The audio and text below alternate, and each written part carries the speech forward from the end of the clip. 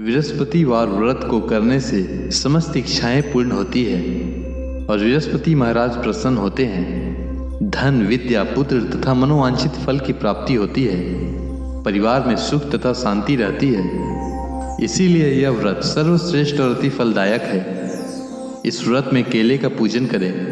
कथा और पूजन के समय मन, कर्म और वचन से शुद्ध होकर मनोकामना पूर्ति के लिए बृहस्पति देव से प्रार्थना करनी चाहिए।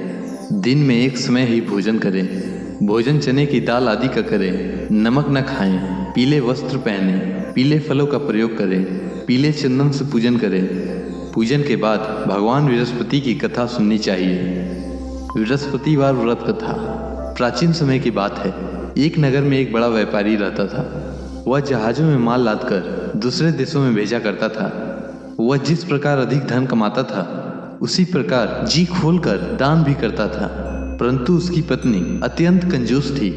वह किसी को एक दमड़ी भी नहीं देने देती थी। एक बार सेठ जब दूसरे देश में व्यापार करने गया तो पीछे से बृहस्पति देव ने साधु वेश में उसकी पत्नी से भिक्षा मांगी।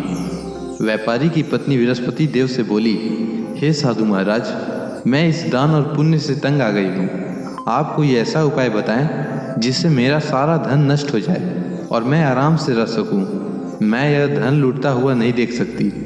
बृहस्पति देव ने कहा, हे देवी, तुम बड़ी विचित्र हो। संतान और धन से कोई दुखी होता है? अगर अधिक धन है तो इसे शुभ कार्यों में लगाओ। कुंवारी कन्याओं का विवाह करवाओ। विद्यालय और बाग बगीचों का निर्माण कराओ। ऐसे पुण्य कार्य करने से तुम्हारा लोक प्रलोक सार्थक हो सकता है। परंतु साधु की इन बातों से व्यापारी की पत्नी को खुशी नहीं हुई। उसने कहा, मुझे ऐसे धन की आवश्यकता नहीं है जिसे मैं दान दूं। तब बृहस्पति देव बोले, यदि तुम्हारी ऐसी इच्छा है तो तुम एक उपाय करना। 7 बृहस्पतिवार घर को गोबर से लिपना। अपने केशों को पीली मिट्टी से धोना। केशों को धोते समय स्नान करना। व्यापारी से हजामत बनाने को कहना।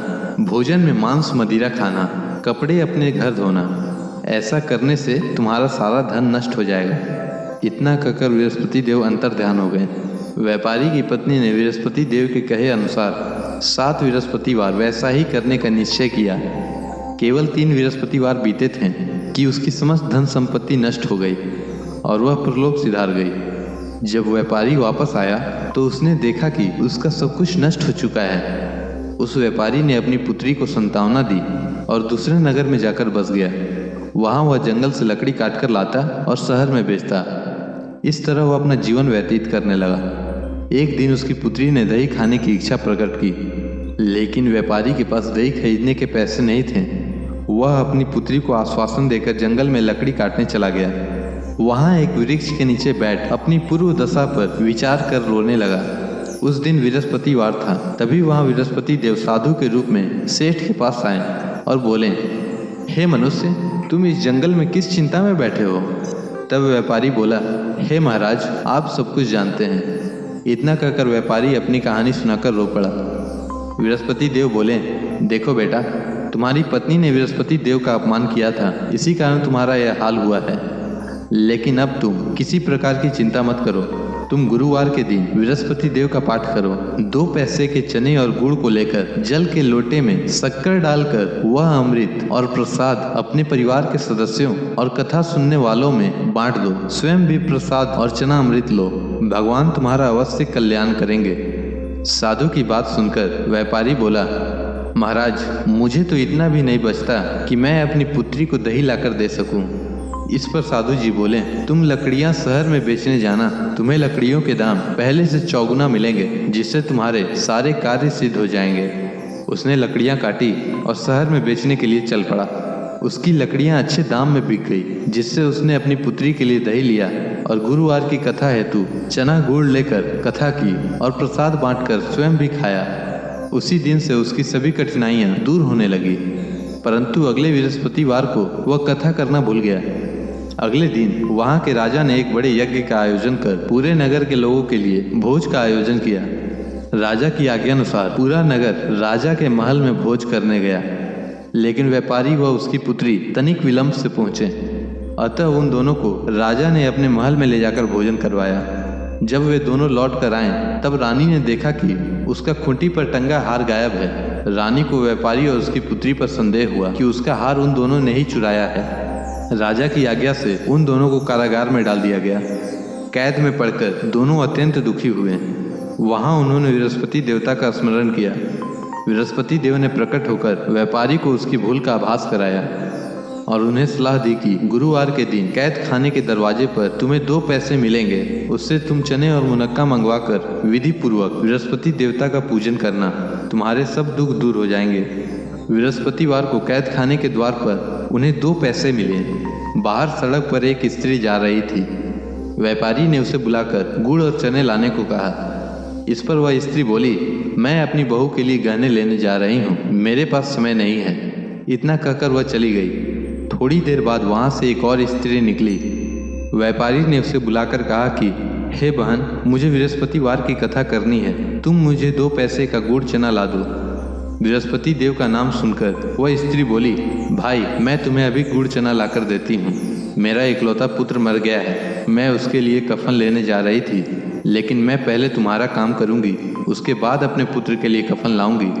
वह स्त्री बाजार से व्यापारी के लिए गुड़ चना ले आई और स्वयं भी बृहस्पति देव की कथा सुनी। कथा के समाप्त होने पर वह स्त्री कफन लेकर अपने घर गई। घर पर लोग उसके पुत्र की लाश को राम नाम सत्य है कहते हुए शमशान ले जाने की तैयारी कर रहे थे। स्त्री बोली, मुझे अपने लड़के का मुख देख लेने दो। अपने पुत्र का मुख देखकर उस स्त्री ने उसके मुख में प्रसाद और चना अमृत डाला। प्रसाद और चनामृत के प्रभाव से वह पुनः जीवित हो गया। पहली स्त्री जिसने बृहस्पति देव का निरादर किया था, वह जब अपने पुत्र के विवाह हेतु पुत्र वधू के लिए गहने लेकर लौटी और जैसे ही उसका पुत्र घोड़ी पर बैठकर निकला, वैसे ही घोड़ी ने ऐसी उछाल मारी कि वह घोड़ी से गिरकर मर गया। यह देख स्त्री रो रो कर बृहस्पति देव से क्षमा याचना करने लगी।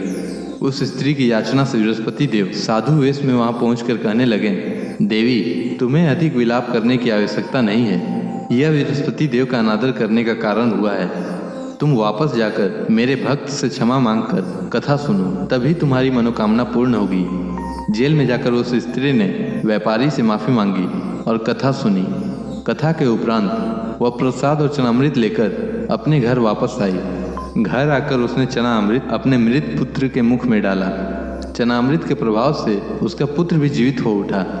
उसी रात बृहस्पति देव राजा के सपने में आए और बोले, हे राजन, तूने जिस व्यापारी और उसकी पुत्री को जेल में कैद कर रखा है वह बिल्कुल निर्दोष हैं। तुम्हारी रानी का हार वहीं खूंटी पर टंगा है। दिन निकला तो राजा रानी ने हार खूंटी पर लटका हुआ देखा। राजा ने उस व्यापारी और उसकी पुत्री को रिहा कर दिया और उन्हें आधा राज्य देकर उसकी पुत्री का विवाह ऊंच कुल में करवाकर दहेज में हीरे जवाहरात दिए। बृहस्पति देव सभी कामनाएं पूर्ण करते हैं। जो सद्भावना पूर्वक बृहस्पतिवार का व्रत करता है एवं कथा पढ़ता है अथवा सुनता है और दूसरों को सुनाता है, बृहस्पति देव उसकी सभी मनोकामना पूर्ण करते हैं, उनकी सदैव रक्षा करते हैं। अनजाने में भी बृहस्पति देव की उपेक्षा न करें, ऐसा करने से सुख शांति नष्ट हो जाती है। इसीलिए सबको कथा सुनने के बाद प्रसाद लेकर जाना चाहिए। हृदय से उनका मनन करते हुए जयकारा बोलना चाहिए। बृहस्पति भगवान की जय।